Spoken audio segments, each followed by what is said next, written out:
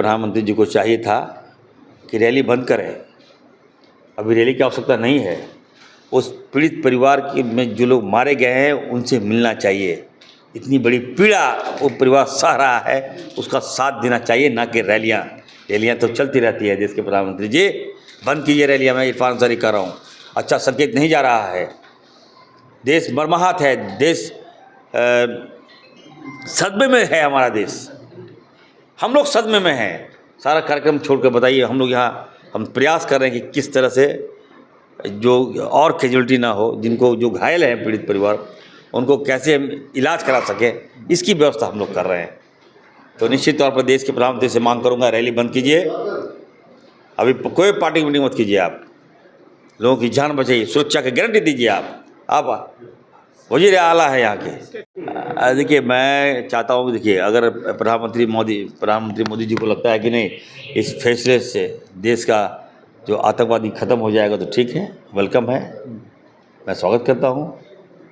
लेकिन मेरी राय ये है कि बॉर्डर सिक्योरिटी फोर्स, हमारा इंटेलिजेंस, हमारा जो खुफिया तंत्र है, उसको और मजबूत किया जाए। कैसे घुस जा रहा है, क्यों घुसा, किसके माध्यम से घुसा, जहाँ पे घटनाएं घटी, जो जानकारी मिल रही है मुझे कश्मीर में, एक भी फोर्स नहीं था वहाँ पर। क्या है मतलब, ये तो जांच का विषय है। क्यों नहीं था फोर्स? टूरिस्ट गए हैं वहाँ पर, लोग गए हैं वहाँ पर, घूमने के लिए गए हैं, कश्मीर है, अब पता है कि वहाँ मिलिटेंट है, तो उसकी व्यवस्था करनी चाहिए ना। आज जान चला गया, जान तो मोदी जी नहीं ला पाएंगे। आप 5 फैसले ले लिए, पानी बंद कर दिए, उससे क्या होगा? मेरा ये मानना है कि ये आतंकवाद का सिलसिला कैसे रोके, क्यों घुस जा रहा है? आपको तो मोदी जी को चाहिए कि अमित शाह पे कार्रवाई करें। पहलगामा की घटना के बाद कम से कम जनता के बीच बोलना चाहिए कि आपका लैप्सेस है, आपकी गलती है। बॉर्डर सिक्योरिटी फोर्स आपका है। इंटेलिजेंस क्या कर रहा था आपका, कहाँ पे आप क्या करवा रहे हो यार? इसका मतलब we are not safe in India. कोई भी आतंकवादी घुस जाएगा और कहीं भी जाके हमला कर देगा।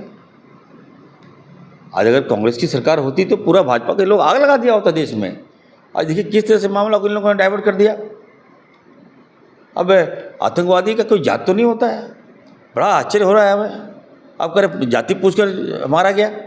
निश्चित तो कोई बोला है तो प्रमाण दे, उस पर कठोर से कठोर कार्रवाई होनी चाहिए। अब कहाँ जा रहे हैं हम? अपनी विफलता को छिपाने के लिए मामला को डाइवर्ट कर रहा है ये लोग। काफ़ी एक्सपर्ट लोग हैं ये लोग।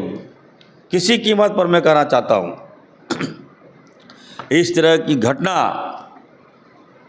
3 दिन से सोया नहीं हूँ मैं। खराब लगता है।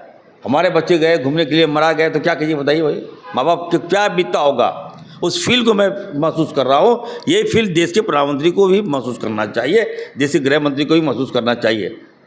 राहुल गांधी जी आए, कांग्रेस पार्टी गई वहाँ पर, सहानुभूति प्रकट किए हम लोग, लेकिन हम लोग तो सरकार में नहीं है ना। मैं फिर से मैं कहना चाहता हूँ कि अगर देश के प्रधानमंत्री जी को चाहिए हमारा साथ, मिल के आइए, एक मंच पे होइए ना आप लोग, लेकिन आतंकवाद और उग्रवाद का मुकाबला कीजिए, डट के मुकाबला कीजिए, ताकि दोबारा इस प्रकार की प्रवृत्ति ना हो, देश मर्माहत ना हो, और आपसी भाईचारे को मजबूत कीजिए। कांग्रेस के जो नेता हैं, जो बयान आ रहा है, रॉबर्ट वाड्रा ने जो बयान दिया है, बीजेपी ने कहा कि ये मुस्लिमों के पक्ष में है, ये आतंकियों के ये भड़काने के लिए, देश को भड़काने के लिए रॉबर्ट वाड्रा आतंकी तक कहा जा रहा है बीजेपी को।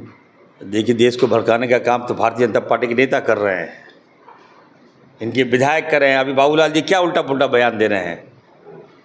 देश को हम लोग जोड़कर चलना चाहते हैं, आपसी समन्वय बना के चलना चाहते हैं, लेकिन देखिए कल का बयान देखिए, भड़काऊ भाषण ये लोग दे रहा है, भाईचारे की दरार ये लोग पैदा कर रहा है, और गांधी परिवार से तुलना करेगा तो अच्छा नहीं होगा, बता रहा हूँ मैं आपको।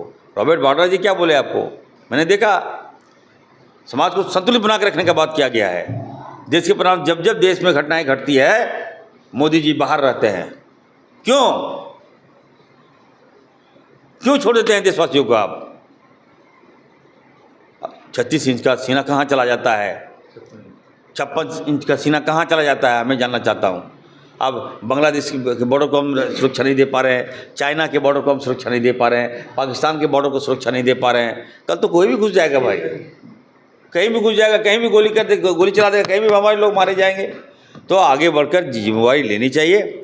और आप कह रहे हैं कि जो मोदी जी ने जो फैसले लिए हैं कल, चलिए अगर उस फैसले से लोगों को लाभ मिलता है तो थैंक्स टू मोदी जी, क्या बोलूँ।